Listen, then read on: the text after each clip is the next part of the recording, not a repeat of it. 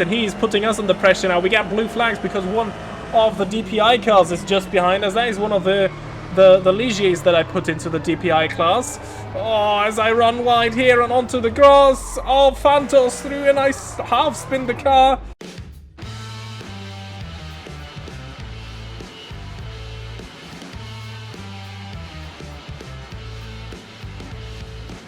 Hello everybody and welcome back to the second round of our IMSA SportsCar Championship 2019 season in Automobilista 2. As traditionally the case, the 24 hours of Daytona are followed by the next endurance highlights in Florida, the 12 hours of Sebring. And once again, it is raining. At least at the start of this race, though again, we are not expecting the conditions to stay like that for all of the race. Sebring, for us, has traditionally been pretty happy hunting grounds. We won here in our 2024 IMSA season with Rexy, finished second in the Le Mans Endurance Series we did before, but the one time we encountered wet conditions, we had a DNF in our 1997 GT Championship, so let's see what awaits us today. Expectations are high though, given we dominated at Daytona in the rain, so today I aim for another podium in the GT LM class. Looking at the starting grid for that exact class, we see ourselves starting 4th, behind the two Porsches and the Corvette of Antonio Garcia. This actually reflects the real-life grid order, with the two Aston Martin entries taking the place of the 4 GTs that actually competed full-time in the class back then. And now, without further ado, let's start our 12 hours of Sebring that once more will be a tenth of the original race distance. Well, and here we are, going towards the start line of the 12 hours of Sebring.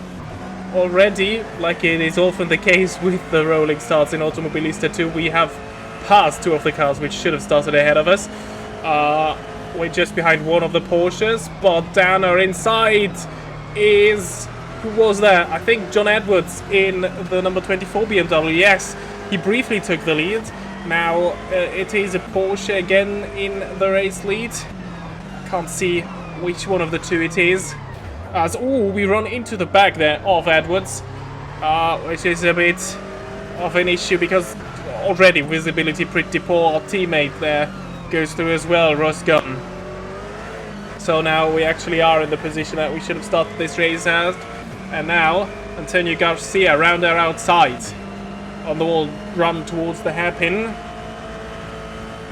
Can we be late on the brakes? I don't dare to be, actually, because yeah, braking points very different to what they would usually be in the drive.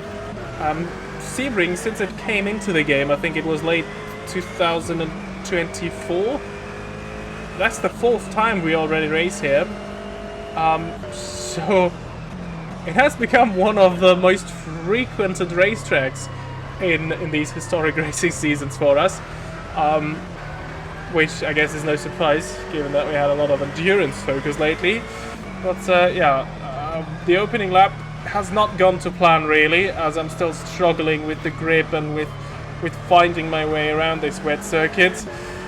So the cars ahead are running away, while Canada Filippi was very bright in our mirrors for a couple of laps now. Bright? I wanted to say wide. Well, it's very hot while I'm commentating this one, so yeah, my brain might not be functioning properly right now. So I guess it's best for me to just shut up and let you watch this race in silence for a bit.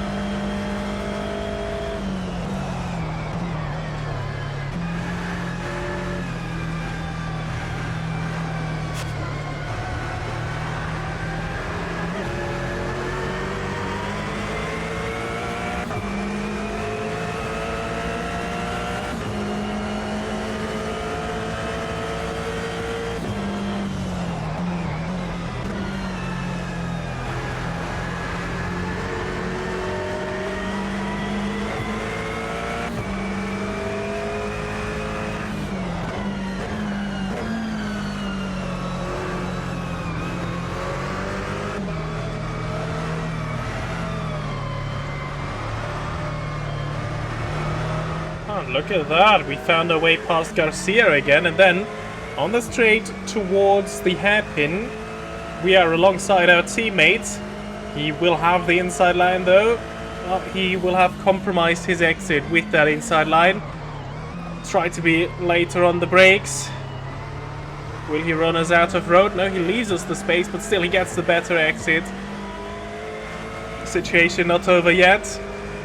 Next corner coming up, next proper corner coming up would be a right-hander, but yeah, I just don't dare to stay flat out through that bit here, which should be flat out in normal circumstances, but yeah, I mean, track's very wet, visibility is poor, and this is a long race again, 10th of the original race's distance we do. Yeah, so it's way too early to take any unnecessary risks. So I decide to stay behind for a bit. And yeah, I mean, look at that. I can barely see the rear lights as now Antonio Garcia around our outside. This is where I'm super cautious, because I cannot possibly see where the track properly is. My only orientation are the rear lights of the cars ahead. So, I mean, look at this. I tried to dive out of the spray there, but no chance. It's just spray everywhere. And even though we raced very often at Sebring, it's not one of those tracks I know by heart at this point. Or I can drive blindly. Of course, I know the track and which corner is and about where to brake, but yeah. Some tracks, it's just muscle memory. But this one is not one of them. And especially not in these conditions.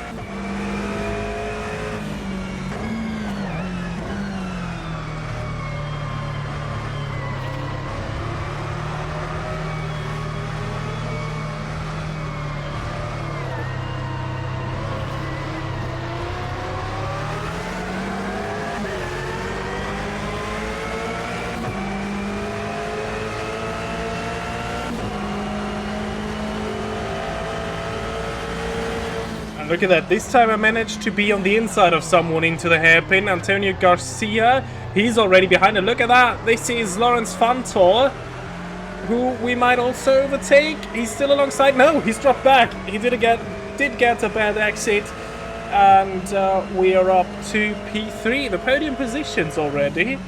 So yeah, things have changed quite dramatically over one lap here, as we're now hunting down the BMW of Edwards and our teammate as Garcia around our outside. Again, I'm too cautious here.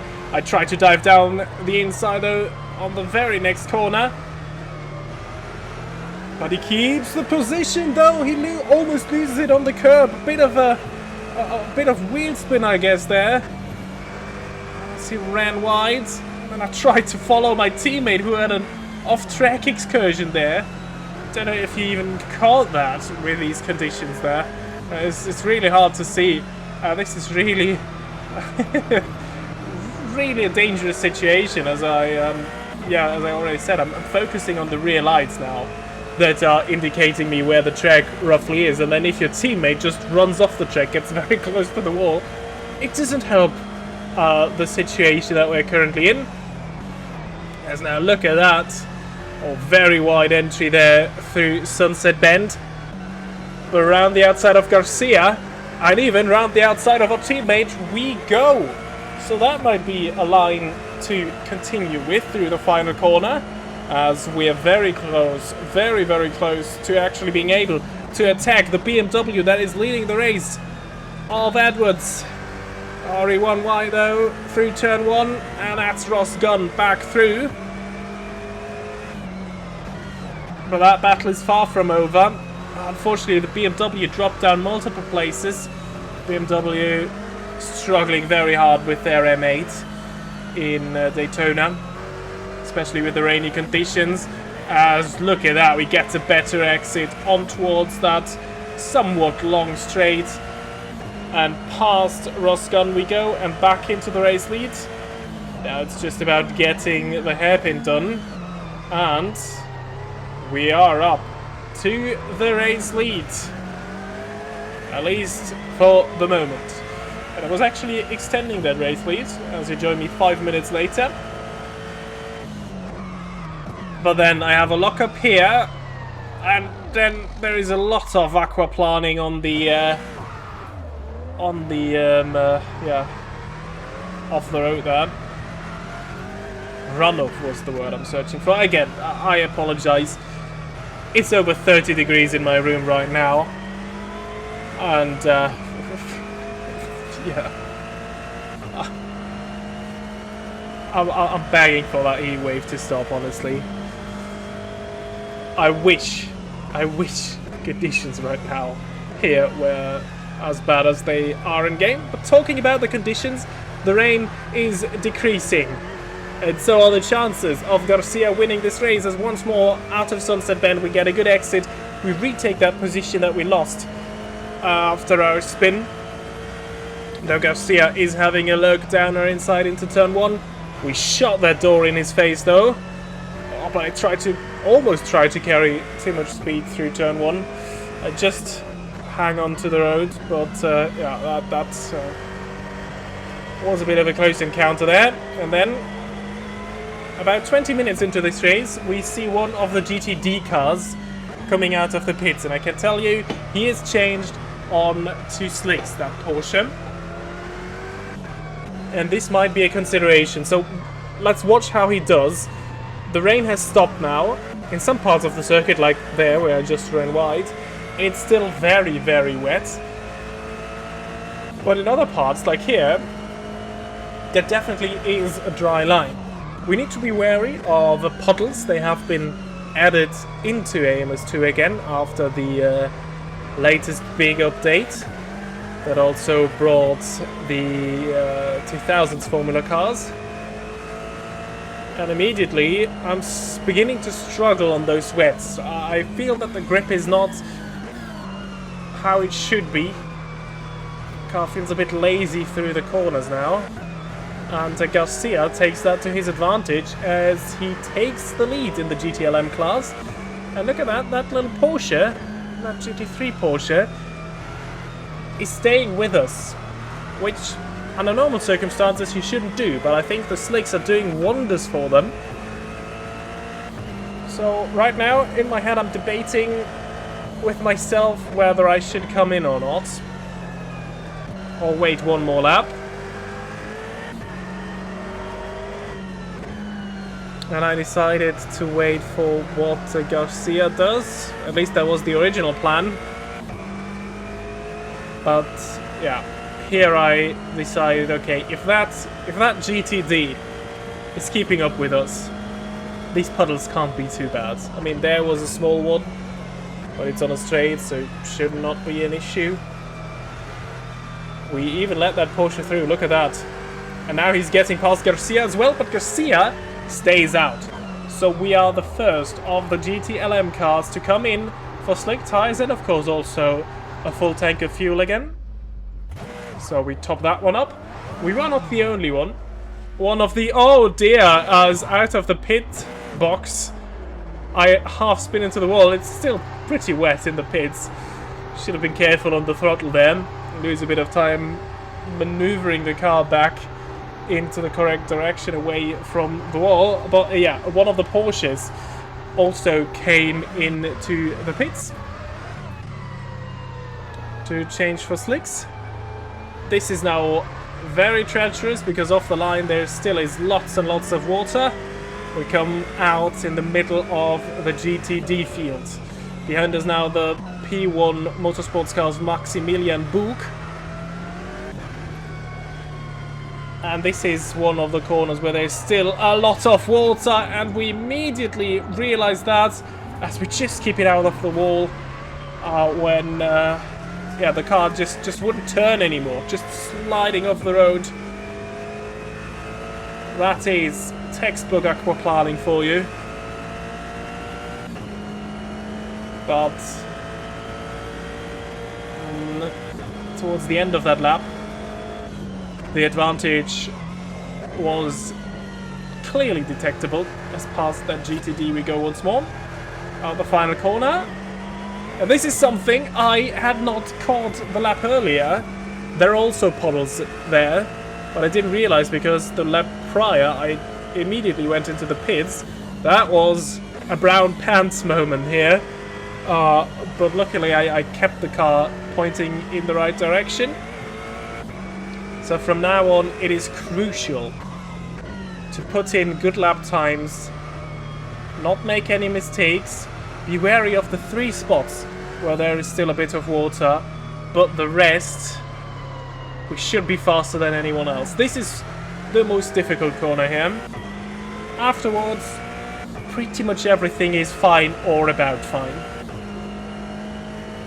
This at the exit of Sunset Bend, they need to stay clear of standing water.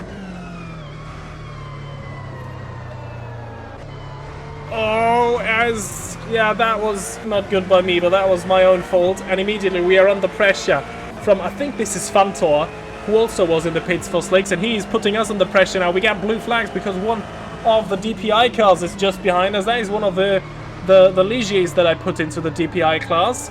Oh, as I run wide here and onto the grass. Oh, Fantor's through and I half spin the car. Oh, that wasn't good. That wasn't good. I left the door wide open and then I came onto the wet stuff and from there it was again sliding. But still, we're not last. The other cars have come in now for slicks. We move up to P6 for the moment. But we're on a bit of a different strategy. There is a fuel offset now, of course. We expect one more pit stop, but the others will have it later in the race. The ones that waited longer to change onto the slicks, they will have their pit stops later and they will not be stationary for too long. Because they don't need to refuel as much as we will do with our earlier pit stop. So, strategic advantage for them still. Yeah, we missed the opportunity to gain thanks to our earlier change onto the slicks. But we're putting one of the BMW M8s under pressure. The big boys struggling so far this season.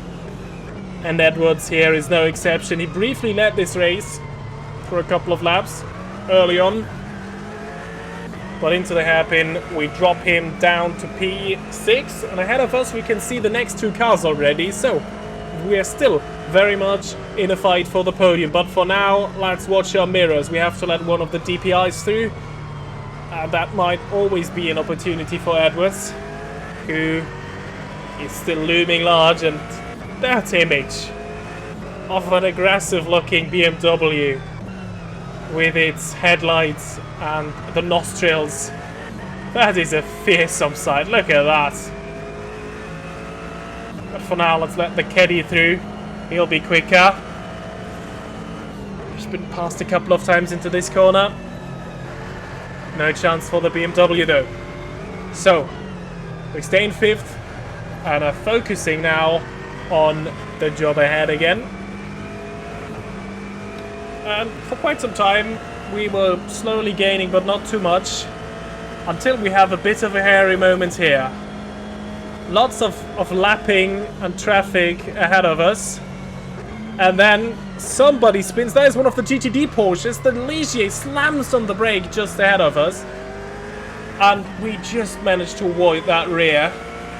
That was a heart in your mouth moment. And this is something that in multi-class racing can happen at any time. So let's look at what's happened. This is the Pfaff Motorsports car, piloted by Hargrove in the GTD class. Leader in the GTD class, actually. Here are the 2 GTLMs coming through.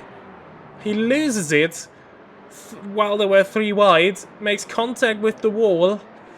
And then, oh yeah, that front end looked a bit bent. But I can tell you, Hargrove managed to carry on and was still in the lead of that class. But this is an explanation and an outside view of what happened in this situation. So we were still carrying on.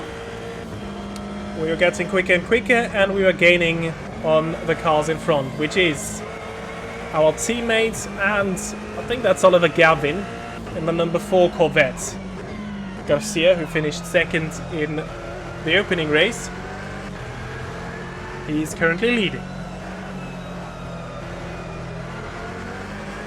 We get a good run against our teammates, but we'll have the outside line.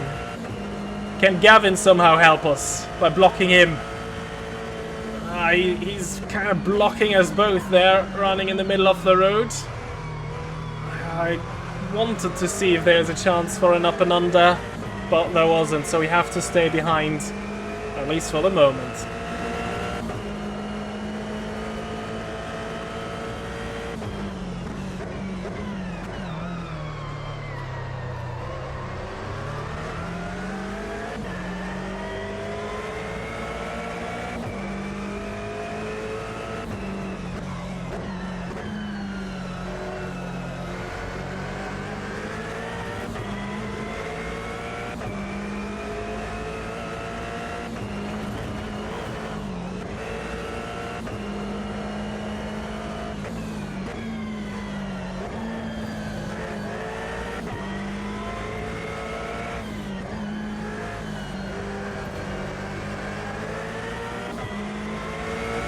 Okay, let's try this again, shall we? We're pretty close.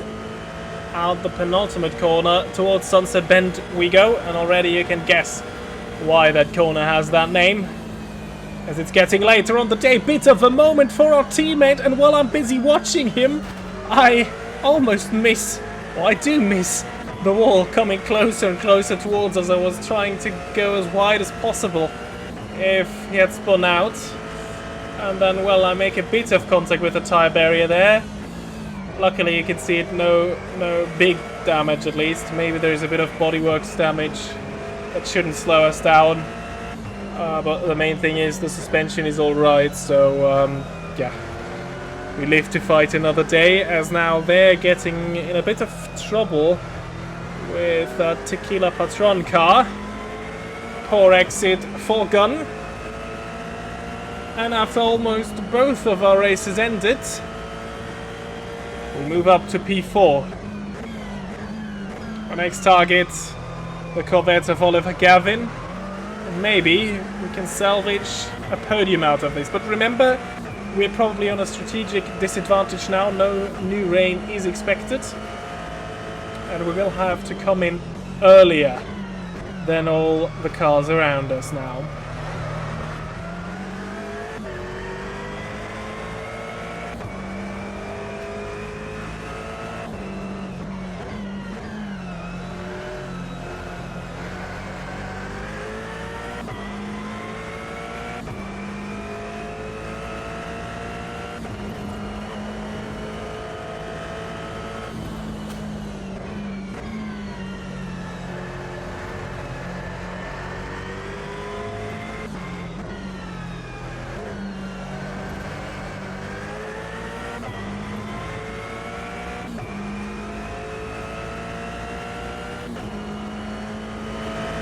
And again, there is an opportunity into Sunset Bend. This time we have the inside line. We are alongside Gavin.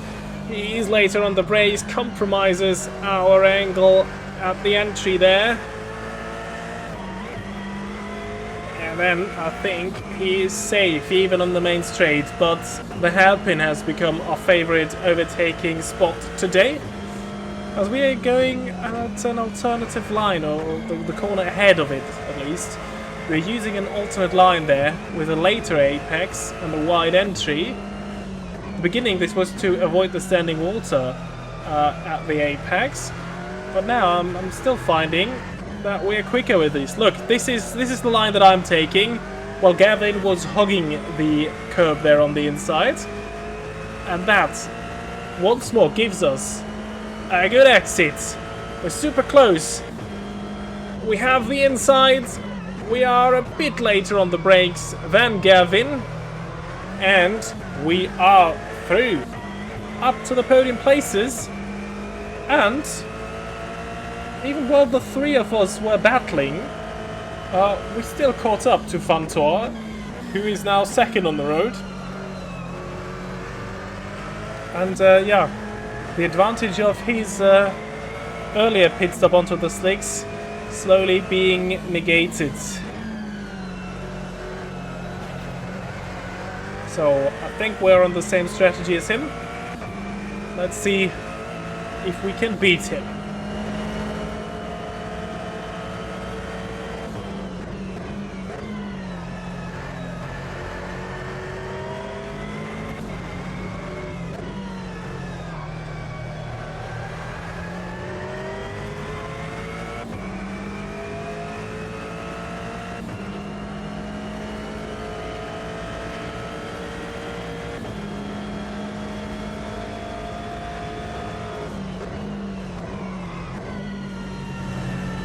Oh, and also Fanto with a bit of a moment.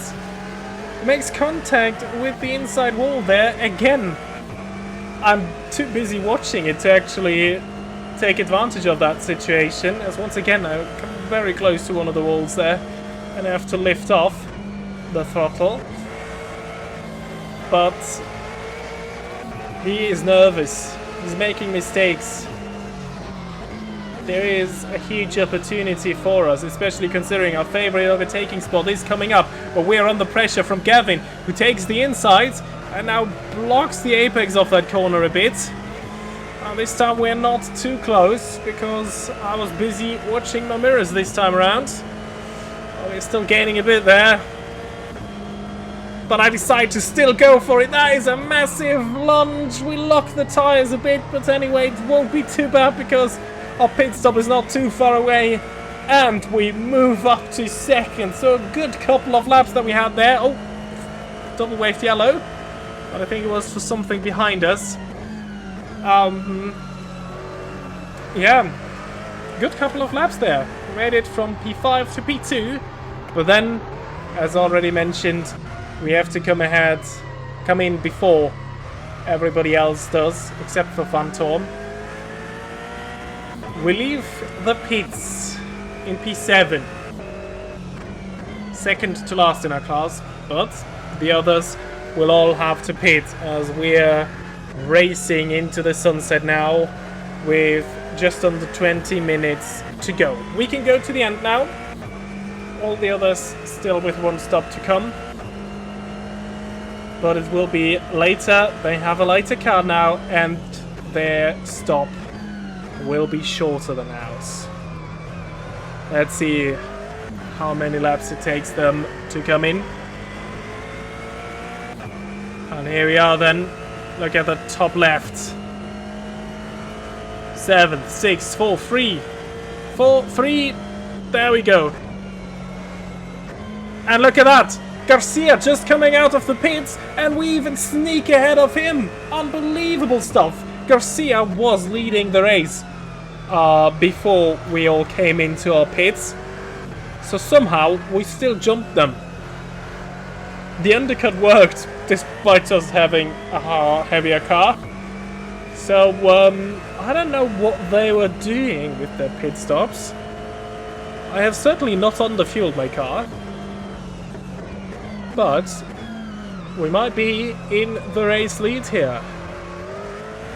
And I think the confirmation that we are in the race lead follows just a few minutes later. Once again, we pass the pits. And now it's official. We take the lead back of the GTLM class after a long absence. Got so excited I almost run wide there, but we hold it onto the road. And we're even slightly gaining on Garcia. And yeah, the last 11 laps, not really much happened. This is the final lap of the race. We lap one more GTD portion as we're going towards the final corner. And we will add another very, very successful Sebring race with another trophy to our cabinet. In 4 races, 3 times we finished on the podium here. 2 of them even wins. Sebring is our track. So let's look at the full race results. Renger van der Zande wins once more for Chip Ganassi Racing. And once again, it's a Cadillac-dominated race. The top 6 this time, all Cadillacs. And then it's the 2 DPI Ligiers of Tequila Patron, ESM of Vanover Beek, and Dalciel in 7th and 8th. 2 Cadillacs have, though, been beaten by some of the LMP2 cars. Allen and Brown win in that class. Well, that's the 1-2 there. And good job, actually, to Saavedra in the AFS PR1 Mathiasen Ligier, who finished on the podium in LMP2. Maldonado finishes his first race in P4. And then here we see the first GTLM cars. We win. But once again, Garcia just behind us, and Gavin completes the podium with the second Corvette. Our teammate sadly just missed out on the podium there. And then it's actually the Pfaff Motorsports Porsche that had a spin that still won the GTD class, even finishing ahead of 2 of the GTLM cars. They got the strategy with slick tires completely right. And then, good news for Audi, they were very much struggling at Daytona, but yeah, they finished 2nd, 3rd and 4th in the GTD class. And then, once again, one DNF. Once again, it's an LMP2 car. Cameron Castles for Performance Tech Motorsports retired after just a handful of laps. Well, it still was raining. Let's look at the standings for each class. Of course, still Renger van der Zande leading DPI with 2 wins in 2 races. Pipo Derani has overtaken Earl Bamba thanks to consistency. 2 third-place finishes mean P2 in the championship there. In LMP2, it's a much closer picture. Robert Allen just 1 point ahead of Colin Brown, and then just 6 points behind Isban Hanley. So this is very much still open, that fight here. Then in GTLM, we are, of course, in the lead with our 2 race wins, but still, Garcia with 2 second-place finishes, just 6 points behind. So, yeah, it isn't that gap that you hope to have after 2 race wins. And, yeah, more difficult races will be coming up at tracks where I struggled in the past, so let's see how we do there. And then GTD, Porsche 1, 2, 3, 4. But the Audis, after a very disappointing Daytona, they have jumped with 3 cars into the top 10 positions. So this might yet be a very interesting battle throughout the season. And that has been it with round 2 for IMSA 2019 SportsCar Championship. The next race will take place at Long Beach in California. A street race, the first sprint of the season. And actually, we will miss the GTD and LMP2 classes there. So it's just DPI and GTLM racing. Still, it could be, or it will definitely be a very exciting one. So subscribe to not miss that, leave a like if you did enjoy this video, and I hope to see you all the next time. Until then, goodbye.